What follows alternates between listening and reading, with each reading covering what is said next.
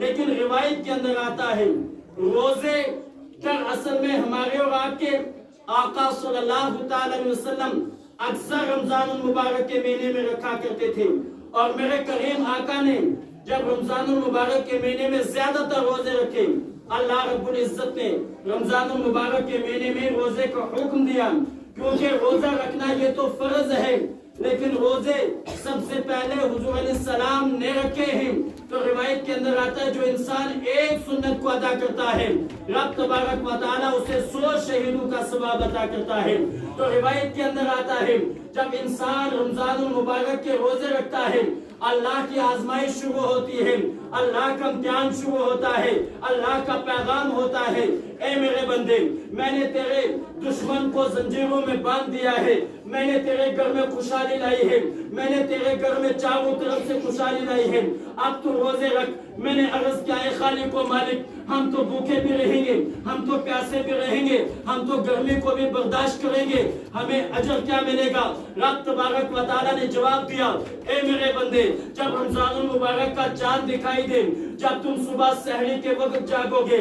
سحری کھا کر میری رضا کے لیے روزہ رکھو گے، افطاری کا وقت ہوگا، کھانا سامنے ہوگا، پانی سامنے ہوگا، پیاس کی تڑپ ہوگی، ہاتھ نہیں لگاؤ گے، بھوک کی شدت ہوگی، ہاتھ نہیں لگاؤ گے، افطاری کے وقت جب تم دعا کے لیے بیٹھو گے یہ تمہارے لیے بڑا اچھا امتحان ہے، جب تم 10 روزے مکمل کرو گے میرے رحمتوں کا نزول تم پہ ہوگا۔ ہم نے عرض کیا ہے خالق و مالک اور کیا ہمیں کیا ملے گا، اور ہمیں کیا ملے گا؟ رب تبارک و تعالیٰ نے جواب دیا اے میرے بندے جب تم 10 روزے رکھو گے میری رحمتیں ہوں گی، میری رحمتیں تم پہ نازل ہوں گی، اور جب تم پہ رحمتیں 10 دن رات و دن میں نازل ہوتی رہیں گی، جب تم درمیان والے 10 روزے رکھو گے میں تمہارے درمیان والے 10 روزے کے عوض میں پورے سال کے گناہوں کو معاف کر دوں گا۔ میں نے عرض کیا ہے خالق و مالک اب گناہ بھی معاف ہوگے، اب تیری رحمت بھی نازل ہوگی، اب ہمیں کیا ملے گا؟ تو رب تبارک و تعالیٰ جواب دیتا ہے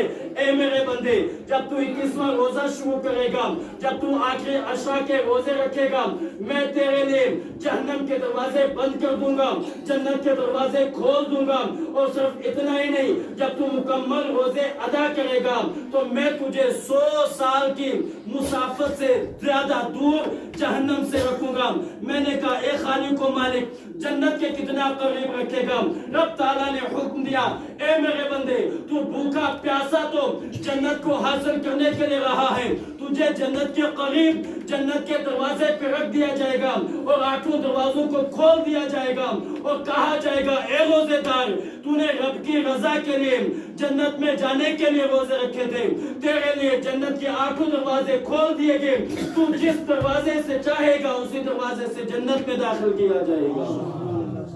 حضرات ضروری ہے ہمارے لیے جب ہم کسی کام میں مشغول ہوتے ہیں، اگر ہم کسی مالدار کے ساتھ دہاڑی پہ جائیں گے، اگر اس کام میں ہم لاپرواہی کریں گے ہمیں وہ مزدوری نہیں مل سکتی ہے، کیونکہ ہم اس کام میں تن من لگا کر کام نہیں کرتے ہیں۔ تو روزہ بھی ہمارے لیے ضروری ہے۔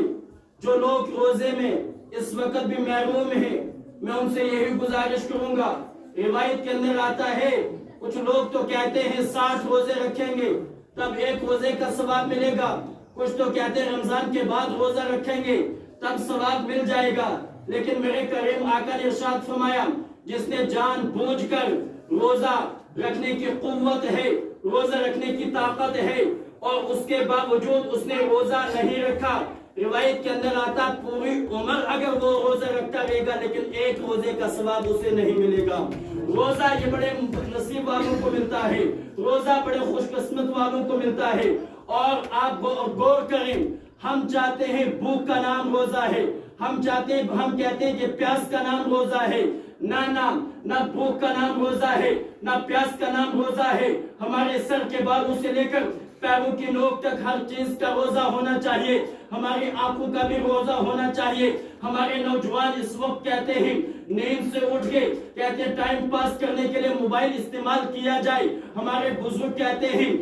کسی راستے میں بیٹھ کر، دکان پہ بیٹھ کر، گلی میں بیٹھ کر 2-4 پڑوسیوں کے ساتھ بات میں مشغول ہو کر وقت کو جو ہے نکالا جائے تاکہ روزے کا پتہ نہ ہو جائے۔ لیکن میں آپ کو یہ پیغام دینا چاہتا ہوں اے لوگوں روزہ اس چیز کا نام ہے ہمارے کانوں میں گانے کی آواز نہیں آنی چاہیے، روزے کا اس چیز کا نام ہے ہم کسی کی غیبت نہیں کرنی چاہیے، روزہ اس چیز کا نام ہے ہم نے کسی کا حق نہیں کھانا ہے، روزہ اس چیز کا نام ہے ہماری نظر کسی غلط راستے پر نہیں چلنی چاہیے، روزہ اس چیز کا نام ہے ہماری زبان سے کسی کو گالی نہیں نکلنی چاہیے، روزہ اس چیز کا نام ہے ہمارا ہاتھ غلط راستے کی طرف نہیں جانا چاہیے، روزہ اس چیز کا نام ہے ہمارا پاؤں چوری کی طرف غلط کارنامے کی طرف نہیں ہونا چاہیے، روزہ اس چیز کا نام ہے سر کے بالوں سے لے کر پیروں کی نوک تک ہم نے اپنے پورے وجود کو بچانا ہے، اس چیز کا نام روزہ ہے۔ اگر کوئی کہے گا ہم گانے میں مشغول، فلم میں مشغول رہیں گے تاکہ وقت نکل جائے، تو اس چیز کا نام روزہ نہیں ہے۔ کوئی کہے گا میں بھوکا پیاسا رہوں، دکان پہ بیٹھ کر گلی میں بیٹھ کر کسی کی غیبت کروں، تو اس چیز کا نام روزہ نہیں ہے۔ کوئی کہے گا میں کسی کا حق کھاؤں، تو اس چیز کا نام روزہ نہیں ہے۔ کاروبار تجارتی میں مشغول ہونے والے تجارت کرنا یہ تو سنت ہے۔ کوئی کہے گا میں 10-5 روپے چڑھا کر عید پر بزنس میں مشغول ہو جاؤں گا، اس چیز کا نام روزہ نہیں ہے۔ کوئی کہے گا میں جوتے کو بیچ کر، کپڑوں کو بیچ کر، کھانے پینے کی چیزوں کو بیچ کر، ایک چیز کو بیچ کر قسم بار بار کروں گا اور اس کو یقین ہو جائے گا تاکہ عید کے موقع پر میرا سامان زیادہ بک جائے، اس چیز کا نام روزہ ہے۔ نہ اس چیز کا نام روزہ نہیں ہے۔ ہم نے ہر چیز کو کنٹرول میں لانا ہے، ہم نے اپنے کانوں کو گانوں سے، فلموں سے بچانا ہے، موبائل کو یوز کرتے ہیں ننگی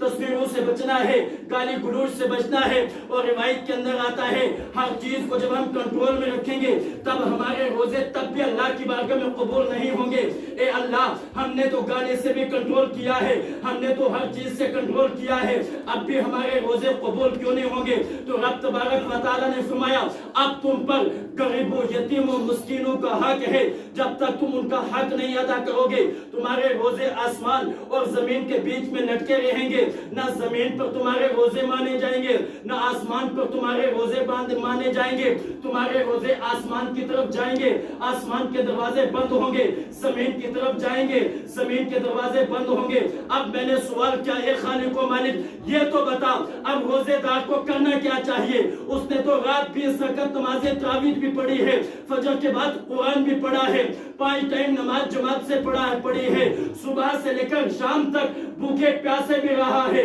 غیبت سے بھی بچا ہے، چغلی سے بھی بچا ہے، حسد سے بھی بچا ہے، خیرات بھی کی ہے، اب کرنا کیا ہے؟ کہا نہ اب تو میں نے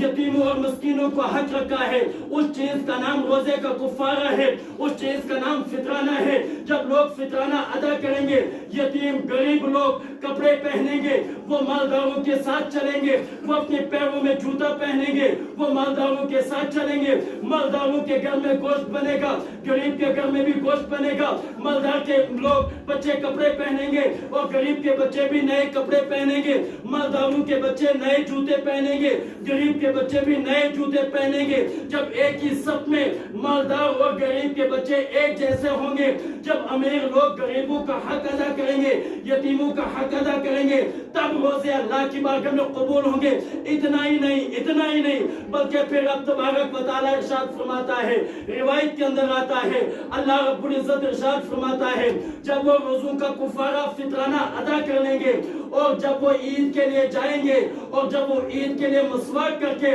نئے کپڑے پہن کر خوشبو لگا کر جب عیدگاہ کی طرف جائیں گے، عیدگاہ پر پہنچنے سے پہلے میں ان کے تمام گناہوں کو معاف کر دوں گا۔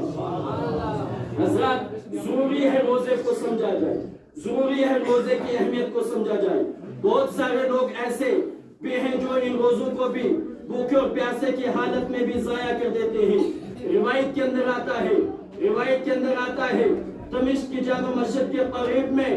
حضرت علی بن الموفق رہتے تھے۔ آج لوگوں کی خواہش یہ ہے ہم زکوٰۃ ادا کر لیں تاکہ ہمیں لوگ جنتی کے اور ہم جنت کے حقدار بن جائیں۔ میں نے آپ کو پہلے ہی کہا دنیا کے کسی کے آفس میں ہم جاتے ہیں، وہاں چاہیے ہماری جان پہچان ہونی چاہیے۔ ہم کسی کے گھر میں جاتے ہیں، دروازے پہ دستک دیتے ہیں، انجانا آدمی دروازے کے اندر داخل نہیں ہوتا ہے، عام آدمی کسی آفس میں داخل نہیں ہو سکتا ہے۔ اب ذرا غور کریں عام انسان جنت میں کیسے جا سکتا ہے؟ जिस जन्नत में जाने के लिए हर एक इंसान तरसता है, क्योंकि रिवायत के अंदर आता है रोजेदार को मैदानी महशर में शहीदों की जमात से उठाया जाएगा। रोजेदार का मामला ये है, रोजेदार के लिए इम्तिहान भी बड़ा है और कठिन मुसीबतें मुशक्कतें करने के बाद इंसान जन्नत का हकदार बन सकता है। किसी ने कहा जब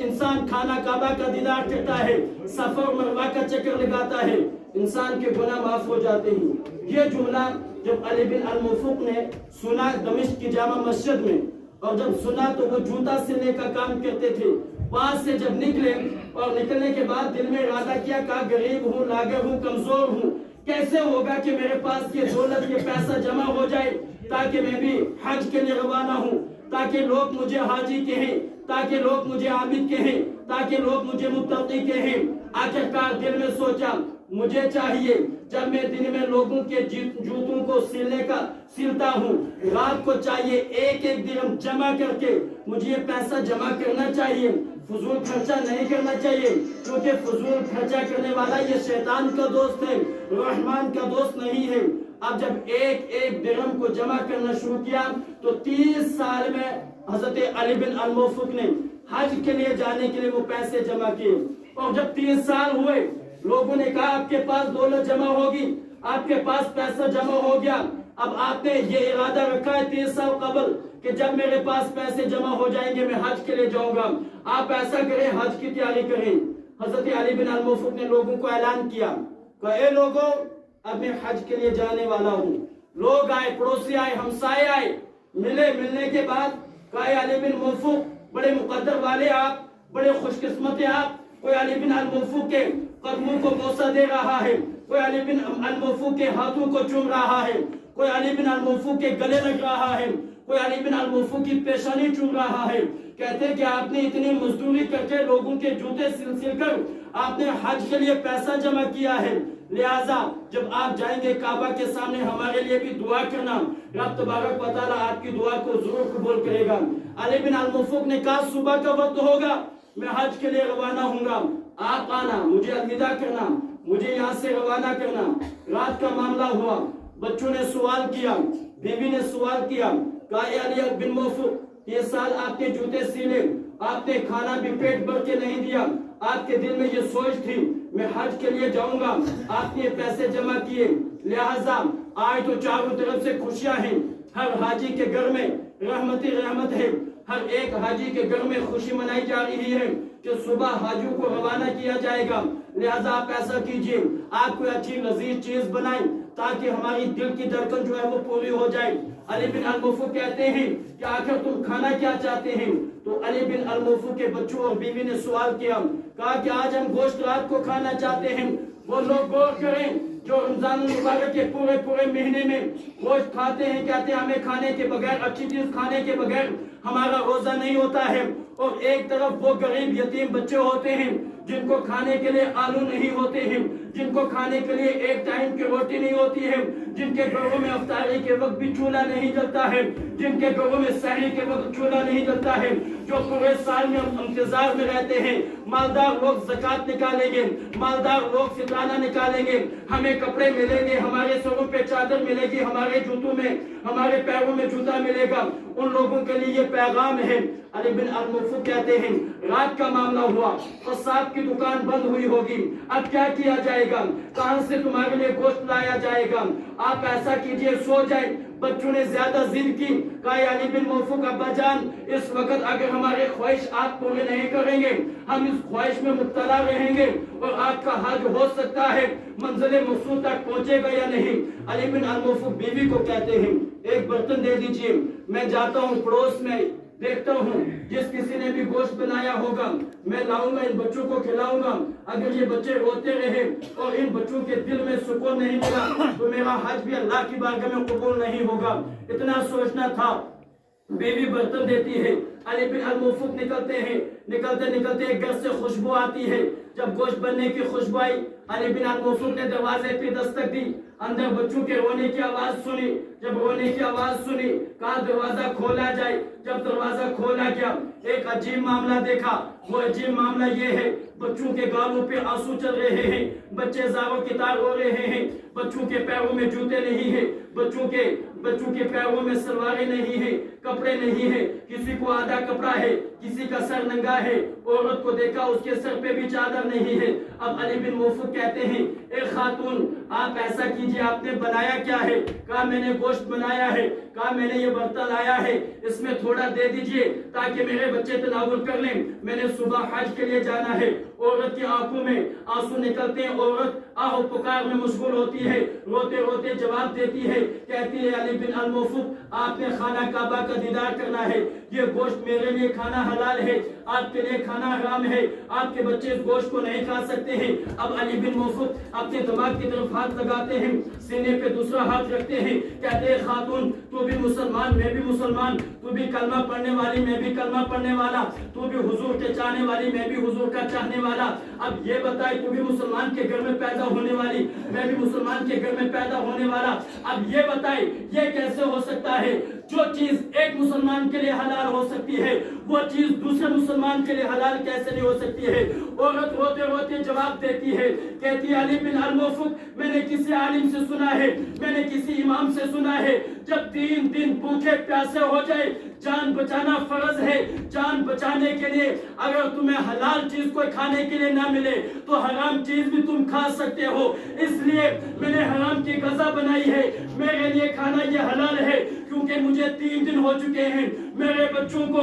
کوئی چیز حلال نہیں ملی ہے، تمہارے لیے اس لیے حرام ہے، تمہارے لیے کھانے کی ہر چیز میسر ہے، ہر شاء میسر ہے۔ فرمایا بنایا کیا ہے؟ کہا میں نے راستے پر جاتے ہوئے ایک کتے کو دیکھا جاتے ہوئے، جب 3 دن ہو چکے بچے روتے روتے کوئی چیز کھانے کی نہیں ملی، میں نے کلہاڑی اٹھائی کتے کے سر پہ مارا، کتے کو قتل کیا، قتل کرنے کے بعد کتے کے وجود سے گوشت کو نوچا اور یہ بنایا، بنانے کے بعد اب بچے بے ہوش ہو گئے ہیں، رو رو کر میں ان بچوں کو چاہتی ہوں تاکہ ان بچوں کو کھانے کے لیے دیا جائے۔ علی بن الموفق کی تقدیر بدل جاتی ہے، زارو کتاب ہوتے ہیں، کہتے ہیں کس چیز کا ہمارا حج، کس چیز کی ہماری مزدوری، کس چیز کی ہماری دولت، جاتے ہیں، جانے کے بعد گھر کو 30 سال کی مزدوری کو جمع کی ہوئے مال کو لاتے ہیں اور اس عورت کے گھر میں دیتے ہیں، آتے ہیں دروازہ بند کر دیتے ہیں، زارو کتاب ہوتے ہیں، کہتے ہیں خالق و مالک 30 سال آپ کے بندے نے حج کے لیے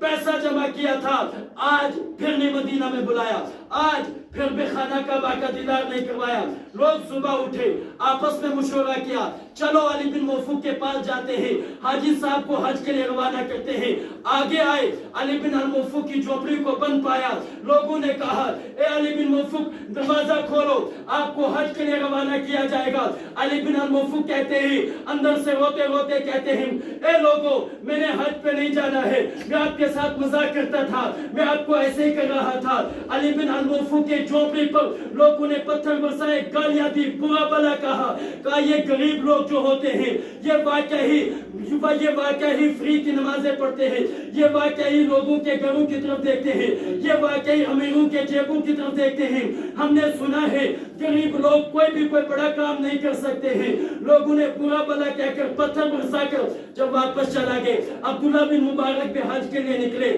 لوگوں نے عبداللہ بن مبارک کو بوسہ دیا، آنکھوں کو اور یہاں تک کہ ہاتھوں کو بوسہ دیا۔ جب حج کے لیے گئے اور جب خانہ کعبہ کے قریب میں پہنچے، اللہ کی بارگاہ میں ہاتھ اٹھائے، دعا کی اے خالق و مالک میرا حج قبول کرنا، بڑی محنت کے ساتھ آیا ہوں، بڑی مشقت کے ساتھ آیا ہوں، بڑی دشواری کے ساتھ آیا ہوں، جنت کی خوشبو آتی ہے، خوشبودار ذائقے دار، جب خوشبو کعبہ کے قریب میں چلتی ہے، عبداللہ بن مبارک کہتے ہیں میری آنکھ لگی، میں نے آسمان سے 2 ملائکہ کو پرندے کی شکل میں آتے دیکھا، پرندے آپس میں مشورہ کرتے ہیں، کہتے ہیں اس سال پوری ہوئے زمین پر خانہ کعبہ کا دیدار، حج، صفا اور مروہ کا چکر کتنے لوگوں نے کیا اور اپنے آپ کو حاجی کے نام سے کتنے لوگوں نے مشہور کیا۔ دوسرا پرندہ کہتا ہے اس سال 6 لاکھ لوگ جو ہیں حج کے لیے روانہ ہوئے۔ دوسرا ملائکہ کہتا ہے 6 لاکھ لوگوں میں سے کتنے لوگوں کا حج قبول ہوا؟ دوسرا کہتا ہے ایک کبھی قبول نہیں ہوا ہے۔ 6 لاکھ لوگوں میں سے ایک کا حج بھی قبول نہیں ہوا۔ عبداللہ بن مبارک کہتے ہیں میں سپنے میں ہی رونے لگا، میرے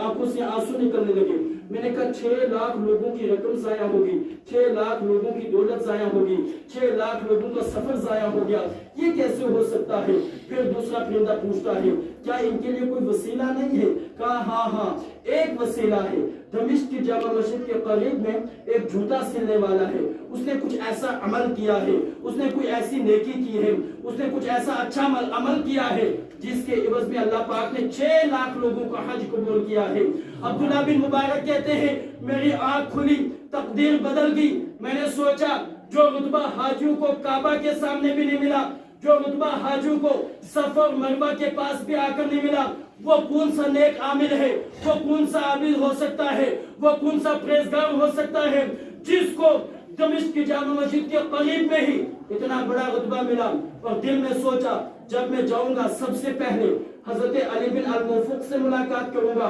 عبداللہ بن مبارک کہتے ہیں جب میں گھر آیا کوئی میرے آنکھوں کو بوسہ دے رہا ہے، کوئی میرے گلے لگ رہا ہے، کہتا ہے بڑا مقدر والا ہے تو۔ میں نے کہا میں مقدر والا نہیں ہوں، علی بن الموفق مقدر والے ہیں۔ لوگوں نے کہا کس چیز کے مقدر؟ اس نے تو لوگوں کو جھوٹ کہا ہے، اس نے تو لوگوں کو بہکایا ہے، اس نے تو لوگوں کو برا بھلا کہا ہے، اس نے تو لوگوں کو کہا کہ میں حج کے لیے جا رہا ہوں۔ 30 سال کہتے تھے یہ رقم کس لیے جمع کرتے ہو؟ وہ کہتے تھے میں نے حج پہ جانا ہے۔ 30 سال کے بعد وہ دولت اس نے نہ جانے جھوٹ کہہ کر کہا کر دی، اس نے تو حج بھی نہیں کیا ہے۔ کہا نہ مجھے اس سے ملاقات کرنے دو۔ جب علی بن موفق عبداللہ بن مبارک ملتے ہیں، آپس میں مشورہ